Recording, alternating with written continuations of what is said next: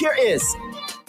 Time is now 7 a.m. and you are now invited to listen to The Morning Watch with the Reverend Dr. Dylan Toussaint. Listeners to Love 101 FM are advised that the views and opinions expressed in this program are not necessarily those of Love 101 FM.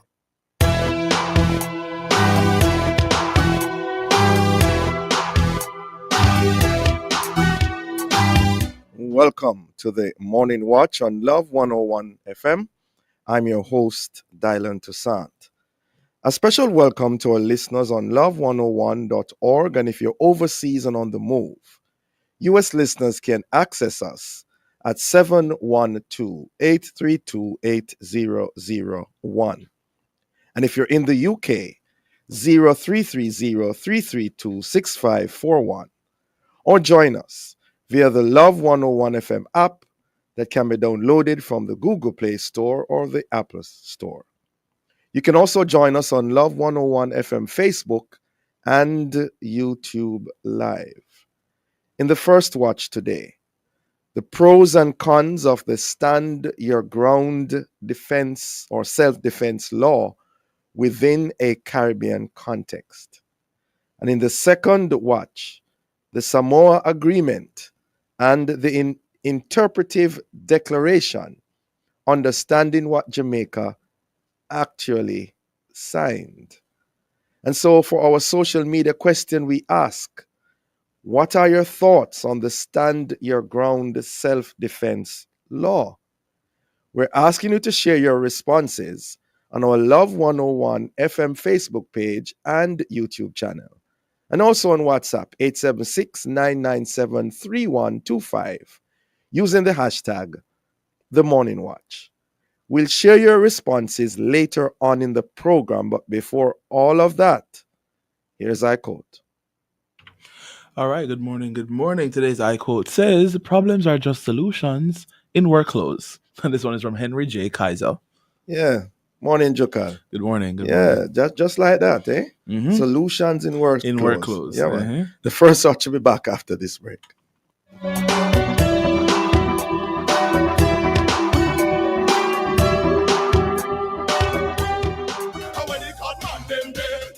On the next episode of The Mailbox, we will be exploring the topic sold out for Christ.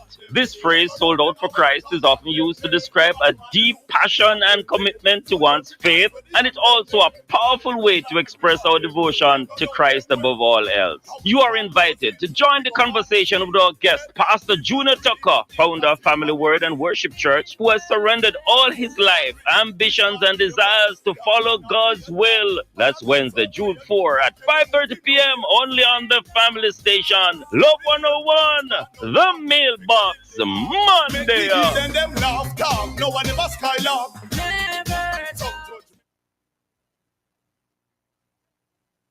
Listen for the Back to the Bible broadcast immediately following the sponsored broadcast by the Ministry of Local Government on Wednesday, June 4. That's the Back to the Bible broadcast airing at 1 p.m. Wednesday, June 4, right here on the family station, Love 101.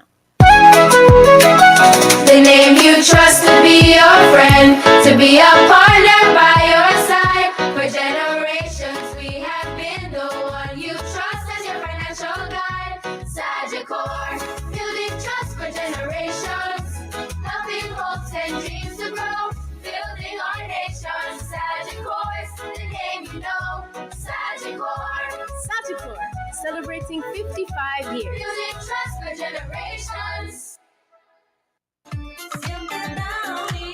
Don't let freshness ditch you when you need it the most. Wash your clothes with Downy Softener to keep dazzling everyone around you from day to night. Try Downy Softener now.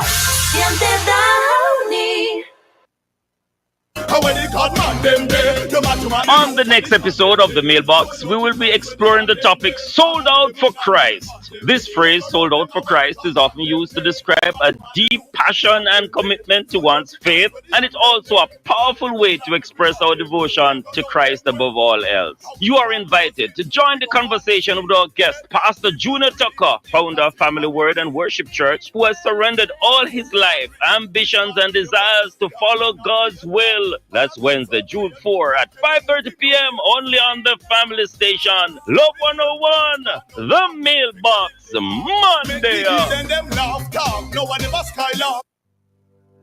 On Wednesday, June 4, Dr. the Most Honorable Andrew Holness, Prime Minister of Jamaica, will convene a meeting of the National Disaster Risk Management Council (NDRMC) at the Ministry of Local Government and Community Development, 61 Hagley Park Road, Kingston, beginning at 10 a.m. Listen live on Love 101 FM radio and our social media platforms, with presentations to be carried by Minister Desmond McKenzie and the Most Honorable Dr. Andrew Holness, Prime Minister of Jamaica. That's the National Disaster Risk Management Council presentation this Wednesday, June 4 at 10 a.m. Live on Love 101 FM social media platforms and Love 101 FM, the family station.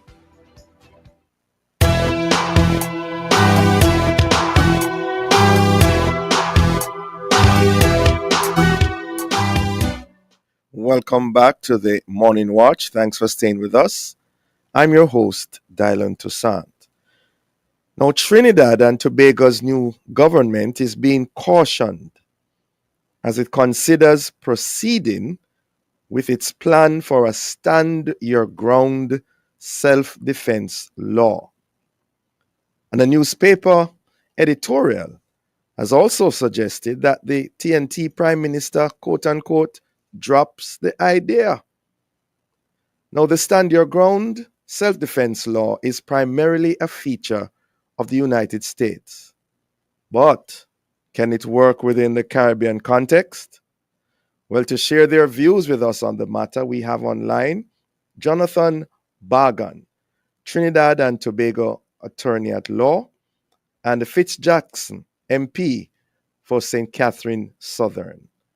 Good morning to you both. Good morning. Good morning also.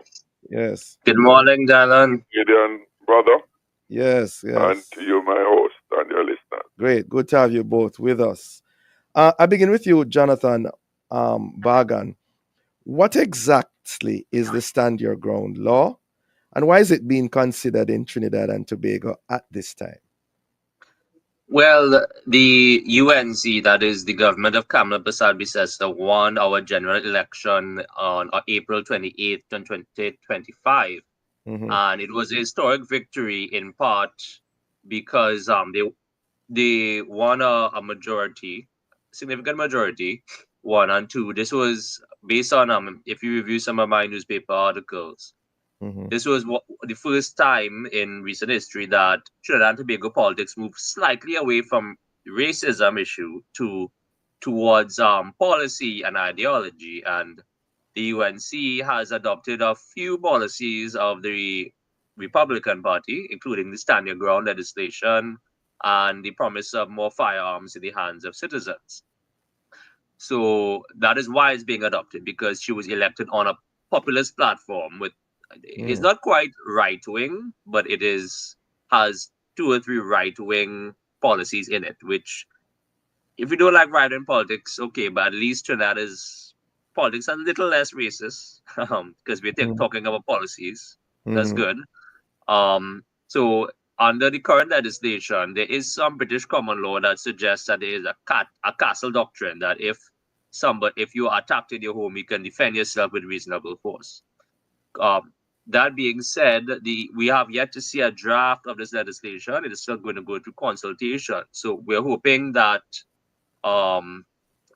it wouldn't be a copy and paste of what America does, because America has seen its share of problems. Because there's been cases where there's actually a case where 2 men in a bar in like Missouri or Mississippi, they argue over how heavy a dog can be. And they pull out guns and kill each other. Like somebody gets shot arguing about a dog, and then they claim stand your ground. So I think stand your ground should be limited to the home and to personal self-defense. And the one thing I think it could work if properly drafted in the Caribbean is because we don't have a right to bear arms in our constitution.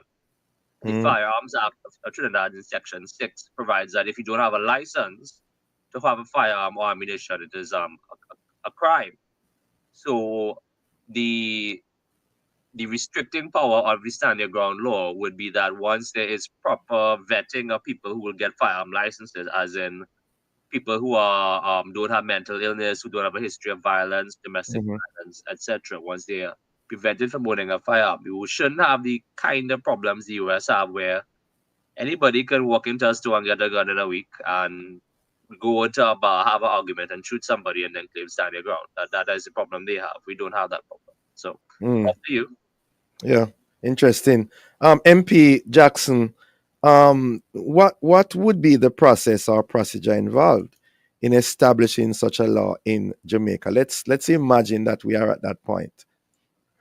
Well, I have a difficulty with the general provision of such a law, and I say so against the background of that much which we know of its operation in the United States. And the genesis of that law in the United States is to give white racists in the United States a cover for killing black people who, in their mind, they feel threatened by their mere presence. That's the genesis. Really? And really? Yes. And we see a number of cases in recent, over the past, say, 10 years or so in the U.S., where persons have been killed. I've never heard of one case where a black person have killed anybody, and the defense is the hold your ground provisions in the law. It is one that's used primarily by white racists in the United States. And in those instances, we have another cases of innocent black persons, and I say innocent because they weren't even armed when they were killed by some of these racists, and that is the defense, and they have gotten off. So that is a backdrop to it, and I say that to say we must be very cautious. Yes, in Trinidad, like in Jamaica, the high murder rate, and I dare to say the high crime rate, right? Because crime rate goes beyond just the numbers for murders, the shootings, etc., rape, etc., are amongst those which we call serious crimes in Jamaica. Now, we have provision in our law of self-defense. Yes. If somebody's life is threatened, then you have the right to defend yourself, and in defending yourself, you kill the person who is threatening your life. That's a legal defense. And it emanates, I believe, from the long-standing idiom that says, kill or be killed. If you feel threatened that somebody going to kill you, you have a right to protect your life first. But so we have those provisions in law here. As you understand it, though, MP Jackson, what's the distinction between the two? Once you're in the person's premises, right, or in their thing, and you said you feel threatened, and in your premises, you can shoot and kill them. That's a present law in Jamaica. Right. No. Oh, okay. In the hold your ground provision in Jamaica, as I understand it, is that once you feel threatened by an action, somebody pull a ice pick, somebody pull a knife at you, and threaten your life, and there's basis on which you feel reasonably threatened, your life threatened, then you have a defense, to shoot or to retaliate, to self-defend yourself. And if in the process of defending yourself, the person is killed, then you have a plausible defense. We have that. Yes. We have that. And bear in mind, one of the concerns we have in Jamaica is whether or not that even that provision is being exploited, where a person's lives are not really threatened, but because they have the power of the gun and the force of the gun, they then become judge and jury and execute that person when there is not any real threat. Yeah, hold that point right there, MP Jackson. We're up on a break. We'll be right back.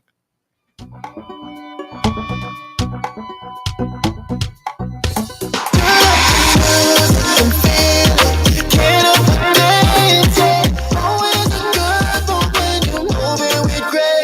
seen a lot of our customers make some good moves over the years. Whether it's sharing a hug with a friend you haven't seen in a long time or sharing a meal, Grace has been there. So let's keep making these moments together, because rest assured, every time you choose Grace, you know you're making a good move. Always a good move when you're moving with Grace. This Emancipation Day, experience a night of powerful praise and purpose. CC Winans brings her More Than This tour to Jamaica with Chevelle Franklin, Kevin Downswell, Prince Saw, Jean-Marc Wigan, hosted by IT Ellis and Nadine Blair. Gates open 2 p.m., showtime 5 p.m. Tickets at select outlets island-wide or online at SpurOpen.com. Follow at More Than This Jamaica on Instagram for updates. CC Winans, Friday, August 1, live at King's House East Lawns. Powered by Grace Kennedy, Guardian Life, Love 101 FM, Hawkeye, and other partners.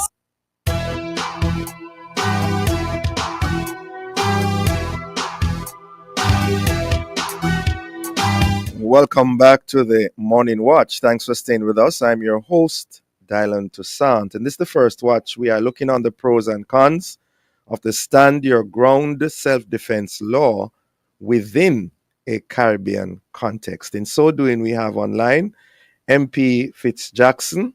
He's the MP for St. Catherine Southern, and Jonathan Bargan, attorney at law in Trinidad and Tobago. Before the break, MP Jackson, please continue your thoughts. Just to conclude that point I was making, I looked up the numbers for break-ins in Jamaica. The last I had at my disposal was up to the 26th of April of this year. I looked at the numbers when I was preparing my presentation in the sectoral debate a month or so ago. And for break-ins, year ending April 26th, was 359 break-ins. 359 break-ins. Mm-hmm. And I raised that because that is inside one's house. Mm-hmm. That those would be 359 instances of somebody with a firearm shooting an intruder. Now, those intrusions don't necessarily mean a threat to any life. Point is, somebody breaking into somebody's house by itself doesn't make for a threat. Other ingredients become necessary for the threat to be established, reasonable threat to be established. And basically such a law is saying that once you, and I saw the clip with the Prime Minister going up into the election, once you break in, light them up. Light them up and empty the gun, yes. Yes. So you don't have to have any threat once you enter. In the United States, the Hold Your Ground law is on the premises. You don't even have to be in your house, as I recall it. Stand to be corrected. If you are in the precincts of the person, so it might be on the property, and it might be even outside your personal property, and you feel threatened. A white racist in America, we know, they claim to be threatened by the presence of any black person. Just the sight of them constitute a threat. Even if the black person is the Pope, it constitutes a threat. So it's something that we must not take lightly. 1, 2, we have to be mindful that there are many persons in our midst is hungry for a reason to carry out the killing of others and have some cover of legality to do so. And, call me a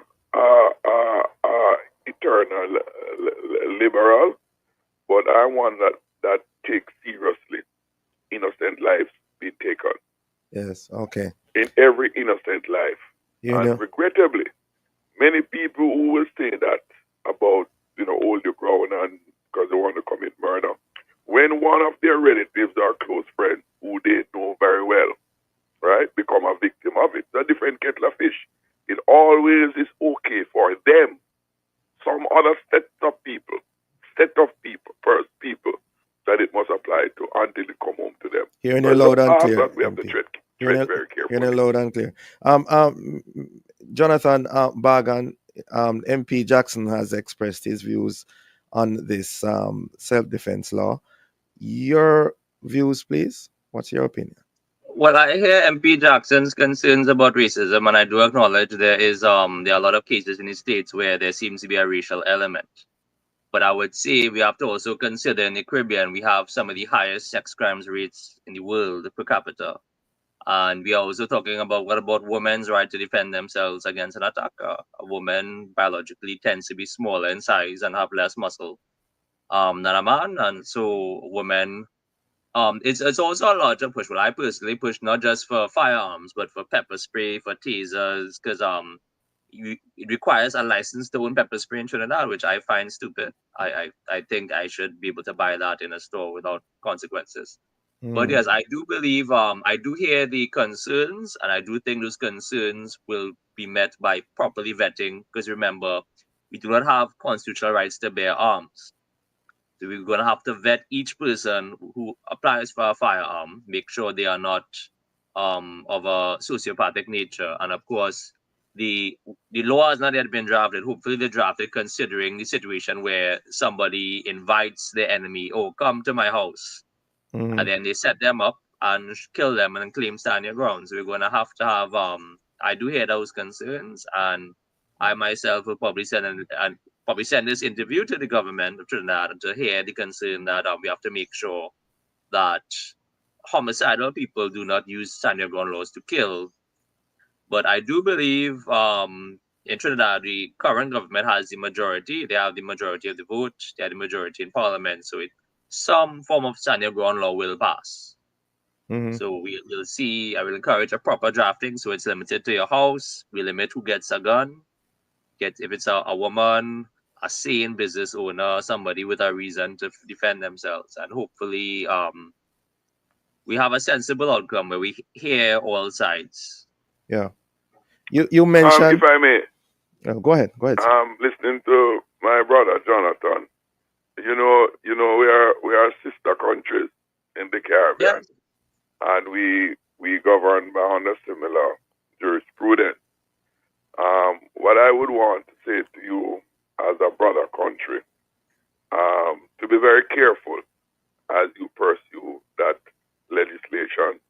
And I say so against the background that, what you do in Trinidad too and many other Caribbean countries, but in particular Trinidad too, do influence the kind of legal thinking here in the Caribbean.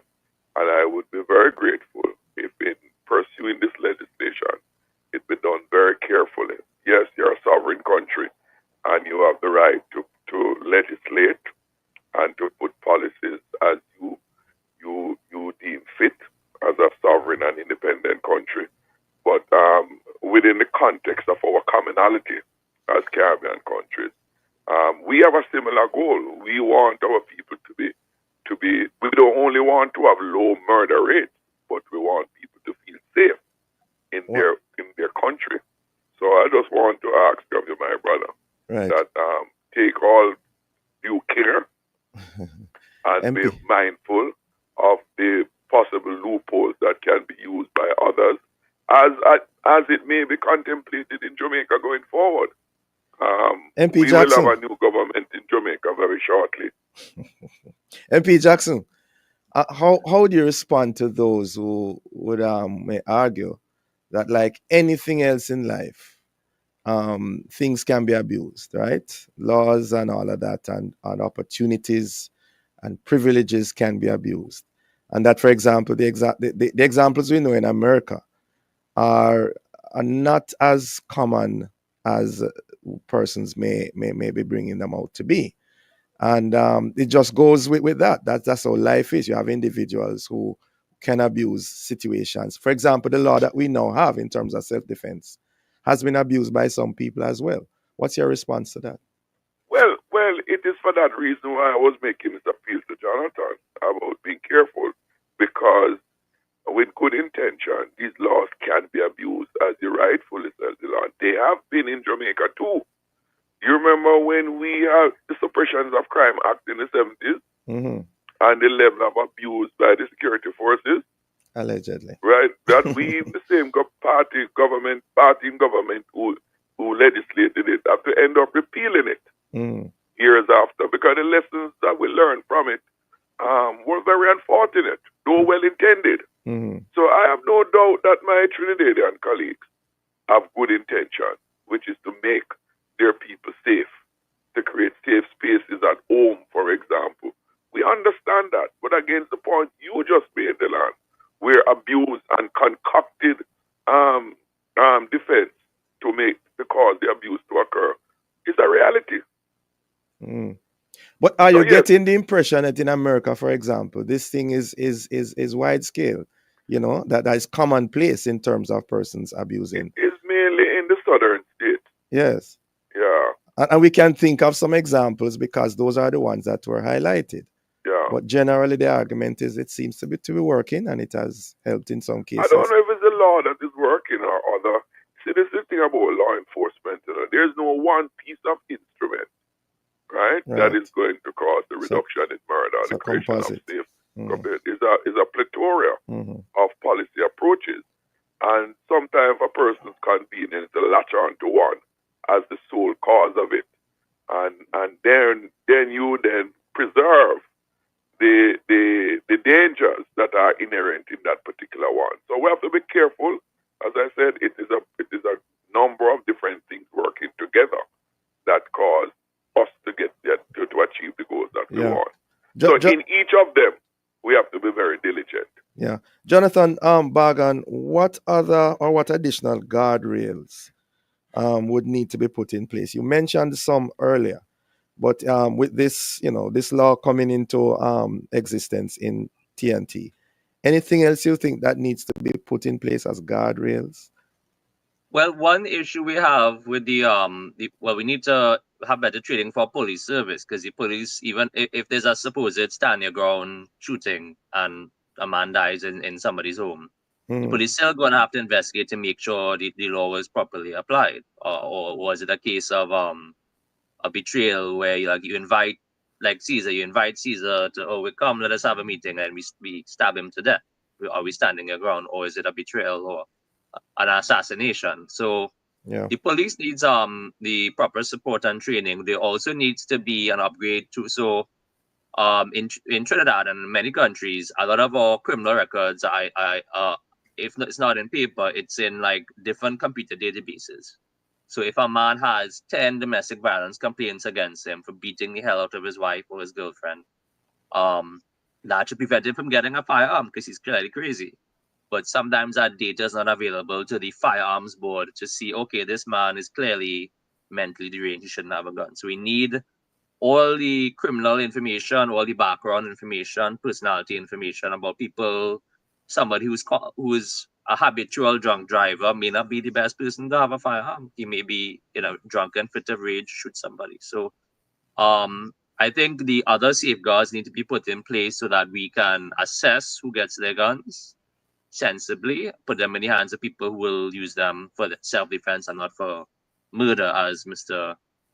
This honorable MP pointed out. Yes. So the TNT reality is everything is going to be going full throttle. In fact, it's far advanced now. Would you say? I do believe that some stand your ground law will be passed. It has not been drafted yet, and the first draft will be subject to lawyers like me, members of civil society, churches, other Hindu mosques, Muslim imams having their input. So there'll be revisions, and the opposition will have their input, and we'll see what the final law. And I encourage Jamaicans to, especially Jamaican members of parliament and lawyers, to write about how you think we should improve this law if necessary. We certainly would be we're very careful about that. Sorry, MP, we're out of time, eh? All right. Thank you both for joining us, gentlemen. Interesting. Have a safe and productive day. Have a good All the very best in your tenure, Sir Jonathan. Great. Listeners, the Morning Watch will return in just a moment.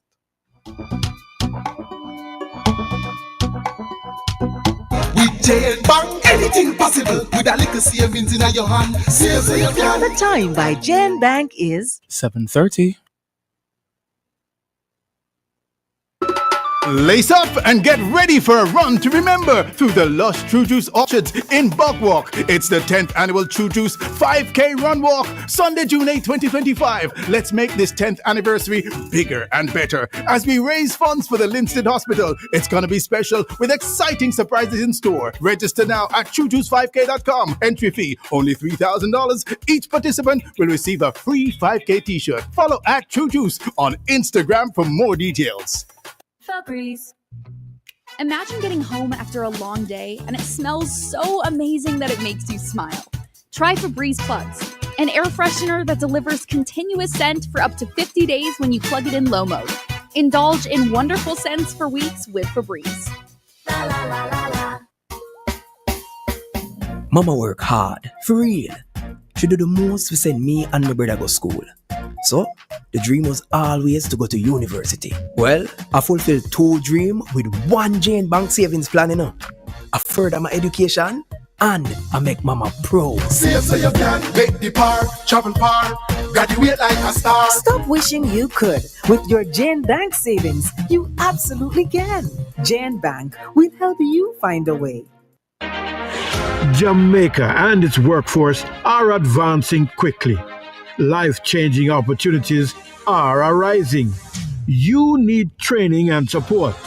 We are the Renewed Heart NSTA Trust, committed to providing new and emerging skills training and opportunities. Come to Heart. We'll help you claim your place in the workforce of the future.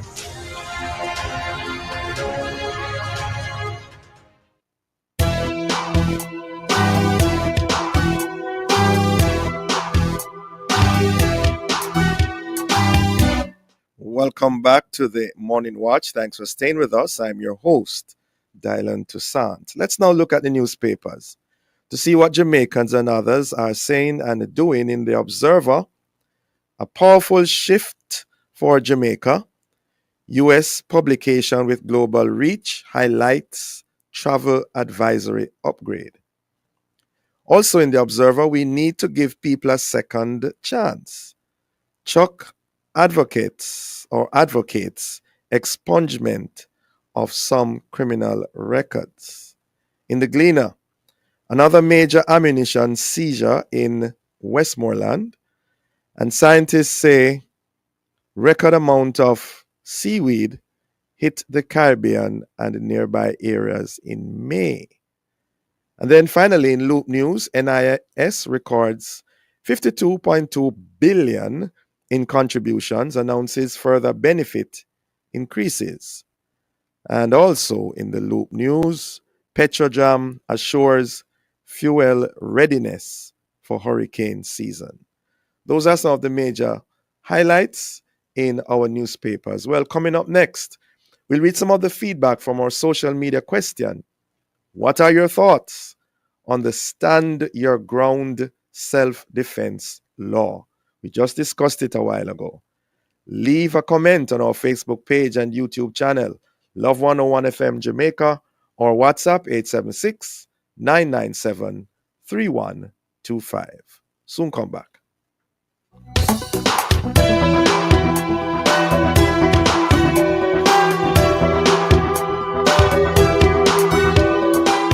Elevate every moment naturally with Chaland Wines, the exquisite non-alcohol sparkling wines from France. Chaland non-alcohol wines deliver elegance in every sip. Perfect for toasting at any gathering. Everyone can join in, from grown-ups to the little ones. With a range of flavors, Chaland Wines add a touch of style to every occasion. Find them at all leading supermarkets and wholesales island-wide. Pop the cork on a natural kind of celebration. Chaland Wines, distributed by Harbour Wines and Spirits, a division of Grace Kennedy Limited.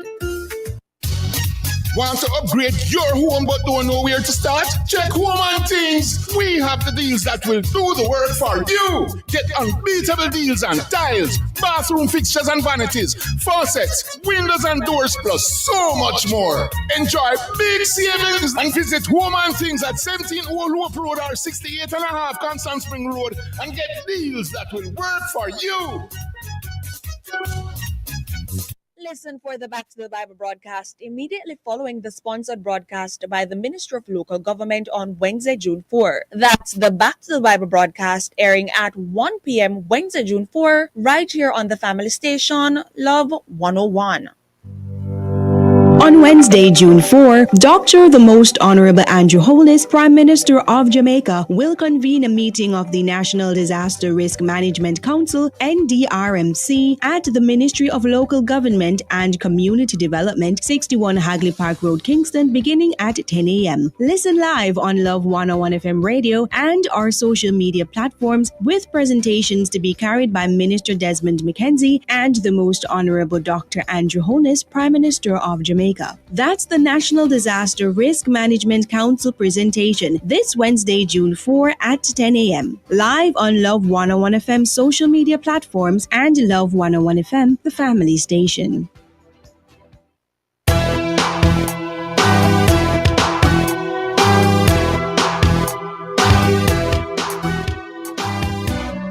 Welcome back to the Morning Watch. Thanks for staying with us. I'm your host, Dylan Toussaint. In the second watch, we now segue.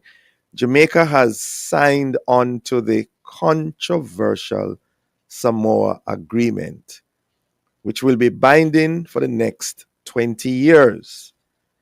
And the Foreign Affairs Minister reportedly insisted that Jamaica had to sign to benefit under the new treaty, and an interpretive agreement was issued that would clarify Jamaica's understanding of the terms used in the document, terms that some groups had strongly resisted in its original form.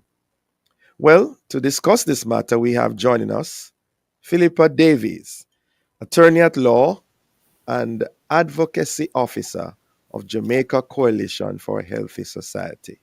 Good morning to you, Philippa Davies. Good morning, Dr. Toussaint, and good morning to your listeners. Great. Good to have you with us again. Now, let's see if we can just lay the foundation before we build. Right. For those who do not know or may have forgotten, what really is the Samoa Agreement and why is it a big deal? Right. So the Samoa Agreement is the latest iteration of trade, originally started as trade arrangements between the African, Caribbean, and Pacific nations, which would have been former colonies of certain European nations. And since the 1970s, they have had agreements with the EU, and who constitutes the EU has grown over the past 50 years. And they started as trade arrangements to give preferential access to our products like bananas and sugar and coffee or cocoa and other materials into the European markets, recognizing that as developing or least developed nations, we might not be able to compete with the developed nations. And so as former colonies, we were given a leg up by having preferential access, meaning tariff-free access into those markets. And the trade arrangement was also accompanied with aid and development support.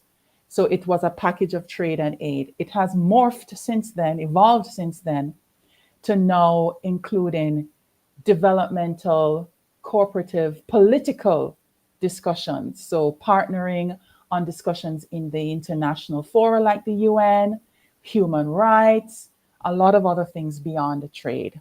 So that is what the Samoa Agreement is, the latest agreement between the ACP and EU countries since the 1970s. And what were or are your main concerns with the agreement? Well, what were and still are our concerns with the agreement? So having morphed now out of trade into development cooperation, political cooperation, economic and trade, in these days where we see ideologies being the battleground, the EU is known to be very liberal in their outlook and very pro certain values that which are contrary to Caribbean values in terms of human identity and human sexuality. So very plainly, the EU is pro-abortion, pro-LGBT, pro-transgender. They're woke. And they are using their political clout and these arrangements with nations around the world, like the ACPE, to insist on us changing our laws and policies to suit their preferred ideology. Thankfully, when you look on the notes of the negotiations over the years, our foreign affairs representatives would have resisted, not just ours, but those from the African, would have resisted the ideological push. But it's kind of hard when lots of money is tied to it. And it's kind of hard when it's coming through other portals in the UN and other international fora in this sphere, like the Organization of American States. But you've got to stand firm, because we're talking about 20 years plus binding and how we live, how we are governed in our own country. So if the EU is happy with it, let them keep it there, but it cannot be a basis of negotiations or agreeing to an agree, because frankly, if we cannot agree on a basic ideology of how we're going to govern our countries, we can't have an agreement. Mm-hmm. And so when we heard about these negotiations in 2021, they were almost at the end, but thanks to COVID, things got delayed. And so we were able to read through the agreement, the hundreds of pages, analyze it, and we submitted to Foreign Affairs in 2021 our 15-page critique of the agreement and the concerns we had. And really they centered around a simple thing. What do the words mean? Because when you have an agreement, a text, the words must mean something, and we must agree to the meaning of the words. And so we asked Foreign Affairs, what do those words mean? So for example, what does human rights mean? What does gender mean? What does hate speech mean? These are the known red flag words. Mm-hmm. And we also asked, what will happen if these words have a certain controversial meaning that are contrary to our not only values, but our laws and policies? Mm-hmm. And the EU deems them to be a breach of the agreement because we don't have a common agreement. The agreement makes provision for a dispute settlement process, and at the end of it is trade sanctions.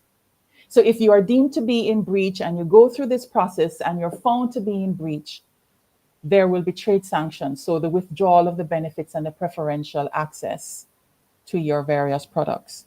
And the agreement had made a special provision that if there is serious and flagrant violation or a special urgency of breach of the particular provision, they could bypass the normal 90, 120 days consultation and discussion before arriving at a determination. They could bypass it, skip it over, and get straight to a very short process and trade sanctions. And lo and behold, those provisions under human rights were among those few that could eventually be bypassed and go straight to trade sanctions, which made it even more an imperative to understand what you mean by human rights, because we know that the EU includes or has expanded their interpretation of human rights to include LGBT, transgender, which we have always said that exclusion and expansion actually works against the existing doctrine of human rights. It will take away freedom of speech and conscience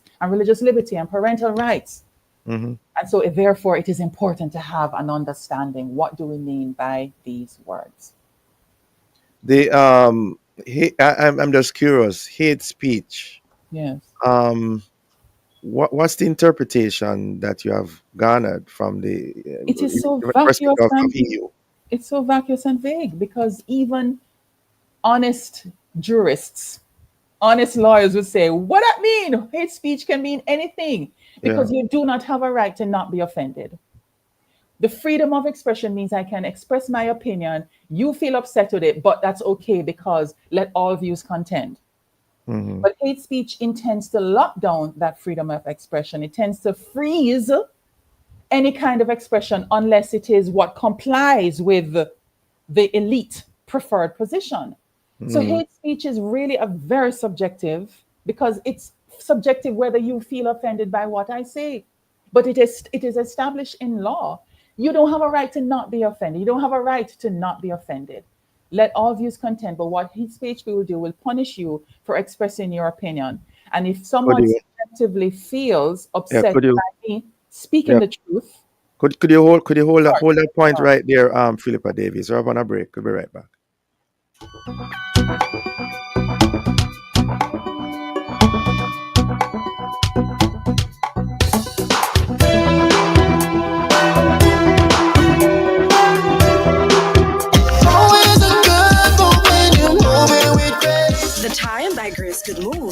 Sports. 7:45. Listen for the Back to the Bible broadcast immediately following the sponsored broadcast by the Ministry of Local Government on Wednesday, June 4. That's the Back to the Bible broadcast airing at 1 p.m. Wednesday, June 4, right here on the family station, Love 101. Ready to experience 6 times more freshness in your clothes? Try Downy Scent Beads. Its fragrance is so amazing, you have to sniff it to believe it. Try Downy Scent Beads today. 6 times more freshness versus using detergent alone.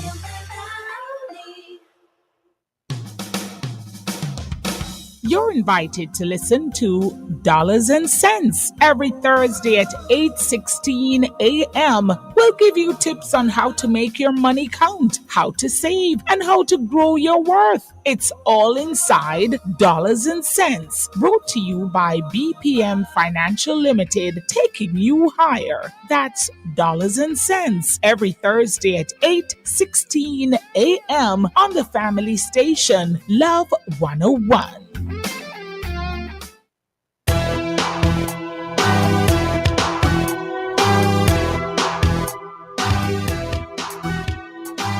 Welcome back to the Morning Watch. Thanks for staying with us. I'm your host, Dylan Toussaint. And this is the second watch. We're looking on this Samoa Agreement and what is called the Interpretive Declaration. In so doing, we have online Philippa Davies, Advocacy Officer of the Jamaica Coalition for a Healthy Society. Welcome back to you, Ms. Davies. Yes. Great. I think before the break, you were, expressing the concerns and telling us really about this hate speech philosophy. Are you through, or you'd have to say more? No. Let me just give some, perhaps illustrating with some examples. So, for example, a parliamentarian in Finland, a Christian also, she had posted on her private Twitter account Bible verses that speak about homosexuality, God's prohibition and view on it. Right. And she had posted it because her church, the Lutheran Church, was supporting the LGBT Pride event that year. This was back in 2001. And she was charged for hate speech, and she went through 3 years of a criminal trial, eventually acquitted. But the point was that she was charged for hate speech because she posted Bible verses. All right. Another example, in the UK, they have deemed expressing an opposing opinion to homosexuality to be hate speech and terrorism. And we've had examples of 10-year-old children at schools saying they don't want to participate in pride events at school. And then the counterterrorism organization is called in to deal with this claim of terrorism and hate speech by a 10-year-old child. Okay?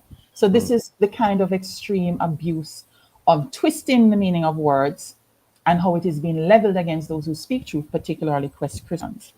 Let me also say, we also expressed to Foreign Affairs, in addition to the absence of a glossary or the explanation or the meaning of words, we also said that there is a provision that would open the door for comprehensive sexuality education to be reintroduced into schools in Jamaica.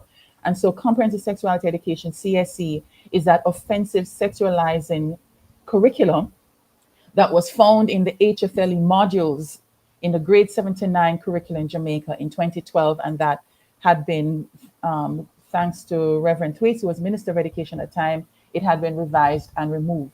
But that's what CSE is, and this agreement, which is supported by the EU, the CSE, would have been reintroduced, and there's provision for its reintroduction into educational schools. There were also provisions in the agreement that had open-ended commitment to problematic instruments that speak about sexual and reproductive health and rights, which we know, and the EU clearly says, is supporting abortion. And there were commitments to support conventions or instruments yet to be agreed on, yet to be done in the future. So we're committing ourselves to something in the future. You haven't defined what the meaning of the words are. How can you do so? Is that not a threat to our national sovereignty by binding us to something that is yet to be discussed? So these are some of the concerns we had raised to Foreign Affairs. Yeah. So our government signed that document Well, so all of what you just mentioned a while ago. Yeah, right. So has the been train of signed. events, right. So the train of events is that 2.5 years we tried to converse with Foreign Affairs, back and forth communication. Sometimes they ignored us, sometimes they responded, and we really were asking the same question. They sent a response that still didn't answer the question. We had a meeting or two, still didn't answer their question. They announced that they were going to go to Samoa to sign this agreement, and we still had no answers.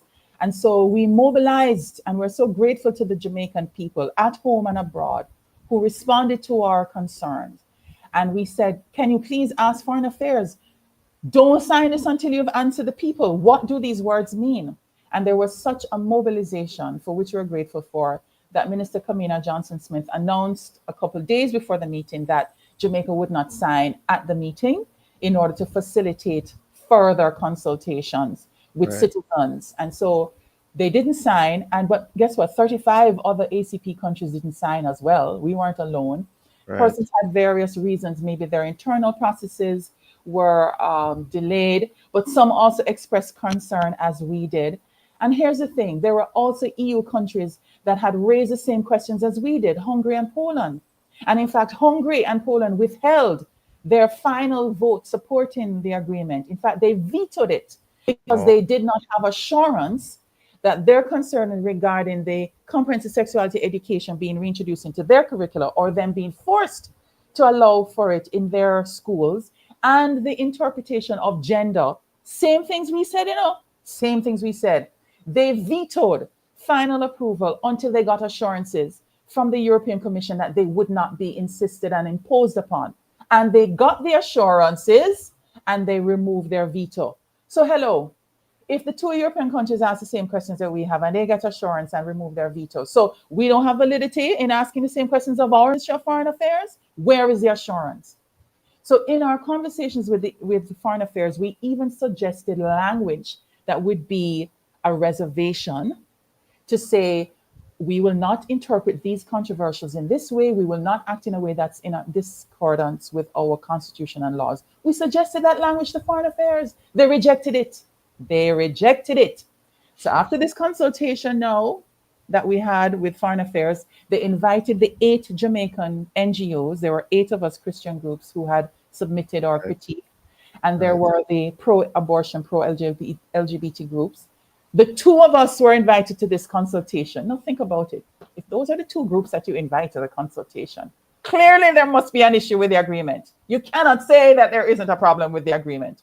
And at that consultation, they talked about how wonderful the EU has been to Jamaica over how many years and all the wonderful things that would come to Jamaica through this agreement. Now, Dr. Toussaint, I want everybody to understand, we don't say that there aren't benefits to trade agreements with other parties around the world. We are a part of the community of nations. We're an independent country, and there may be advantages to having trade and economic and development cooperation agreements with whomever. But on the fundamental basis, we must agree on ideology, and we must agree that you're not going to impose or override our sovereignty to force on us something that we have as a people determined to not be for our good.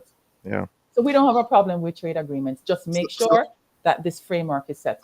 So they signed it. I mean, our Yes, so they representatives have signed signed it along with the interpretive agreement. Right. So the which is interpretive what now? How does that change the complexion of anything?